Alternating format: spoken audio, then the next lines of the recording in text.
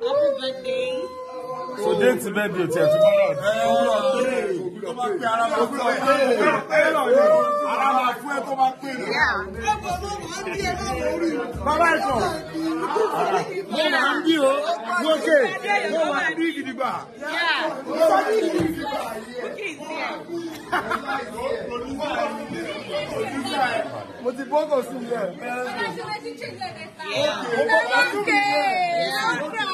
Don't cry.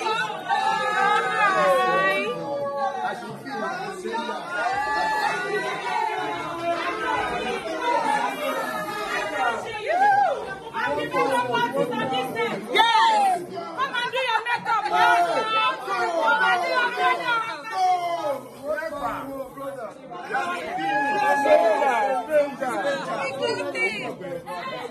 Lucifer!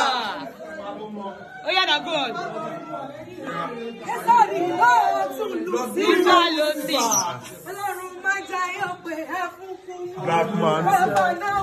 Black man 2. Okay.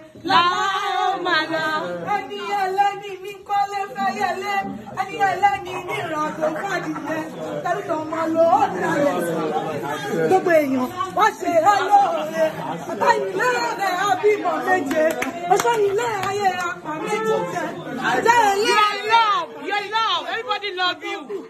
Everybody love you. La ilaha illallah. La ilaha illallah. La ilaha illallah.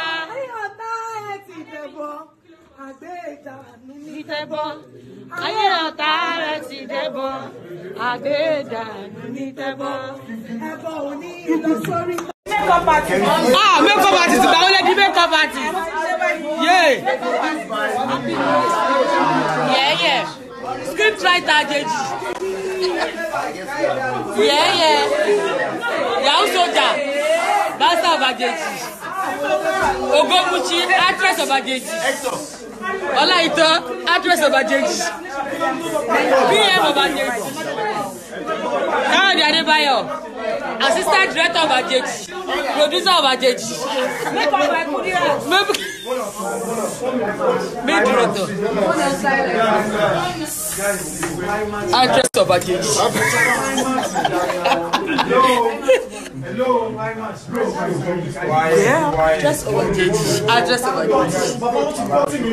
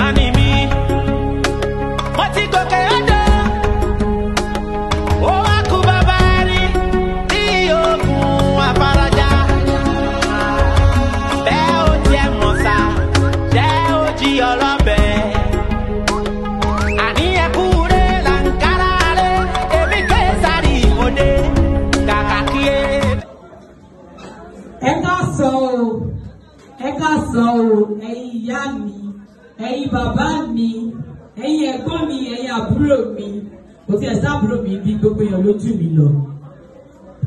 Ìbà fọ́lọ́run, adúró ti ní lọ́jọ́ ogun lè. Adúpẹ́ fún Ọlọ́run tó jẹ́ kí èmi kó wá sí ìmúṣẹ.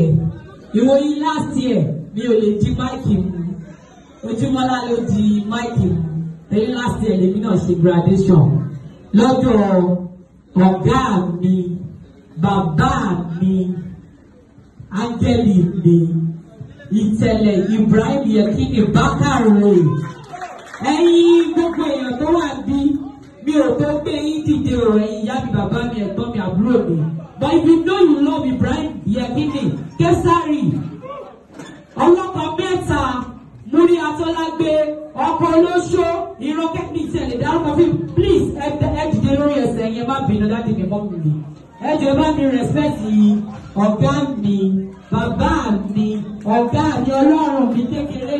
Torí ẹni tó bá fún yàn ní iṣẹ́, ó fún ẹni oúnjẹ tó máa jẹ títí ọjọ́ ayé mi. Ẹ má bínú. Daddy mi, I know good. God bless you, sir. Thank you for coming. Aunty mi, God bless you. Sure, everybody, mommy wa, daddy wa, àfọ ńláńlá, everybody. Àti ẹ̀yin, I will know your name, but thank you for signing my voice. God bless you. God bless your company. Everyone, thanks for believing in us. God bless you. God support everything you do in life. You can sit down. Thank you so much. Kátó pé ọ̀gá mi, mo sọ fún Emperor pé èmi ló ń bì kí n gbọ̀ngá mi síta. Torí MC wa kọ́ máa ní ẹ jẹ́ kí nìkan dìde. No, it's not done anyway. I'm sorry. Tí yẹn bá fẹ́ pe ọ̀gá yẹn, because àwọn márààrún tí wọ́n lọ yẹn, wọ́n fẹ́ lọ méjì owó ni o. Mi ò dẹ̀ lérò pé tó bá ti méjì owó tán, wọ́n máa pe ọ̀gá pé ẹ̀sà ló ti kó ẹ sáré sẹ́yìn àbájọba yín. Wọ́n ò ní ṣe bẹ́ẹ̀. Tó tó rántí ọ̀gá, ìgbà tó sẹ́yìn mi ní jù 10,000 mo sẹ́yìn ní 1 million. Ṣẹ́rí pé ọ̀gá mi gbìyànjú. So these people wọ́n lọ nìyẹn. So tá a bá fẹ́ pe ọ̀gá mi, King Kesari, Lord Lucifer, the Emperor,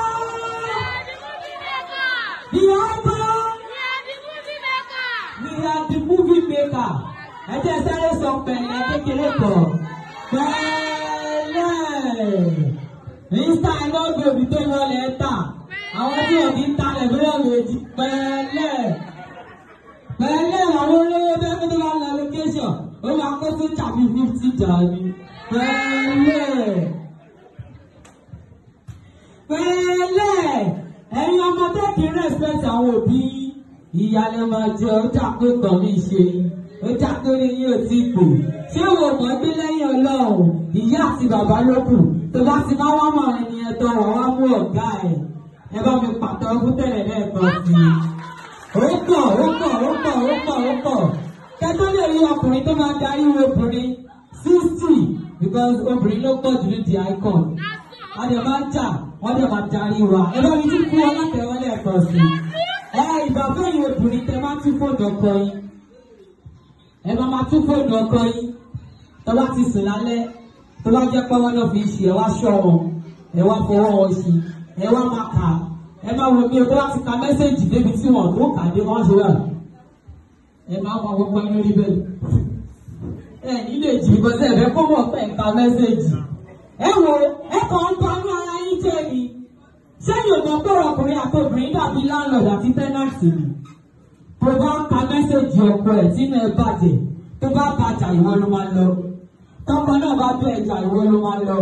Ó tún bá fún pé ẹ̀yin máa ka mẹ́sẹ̀jì àwọn ọkọ yín mọ́.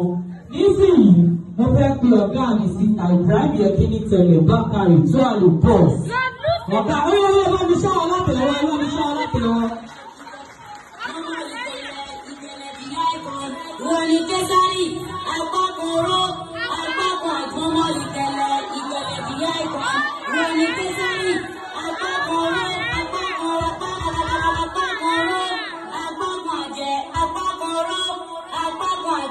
àpapọ̀ àjẹ́, mọ́mọ́ ìtẹ̀lẹ̀ ìyá ìkọ̀.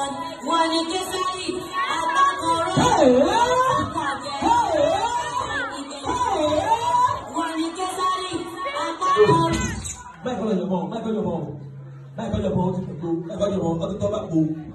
Mama ìdẹ̀lẹ̀ wọ́n ní ọmọ fìdúlì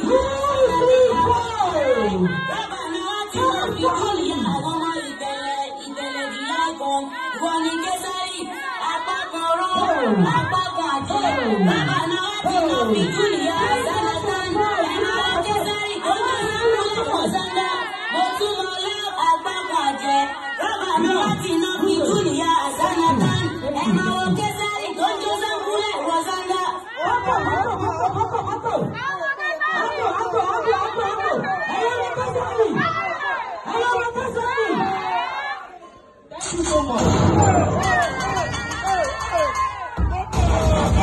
Principal on the mix.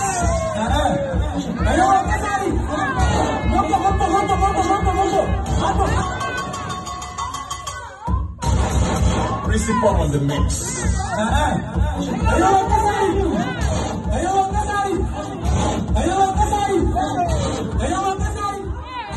Thank you so much.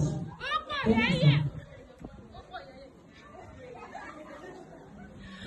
Hello, everybody.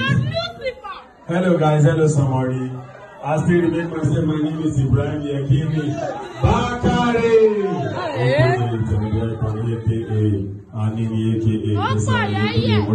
AKA Lucifer.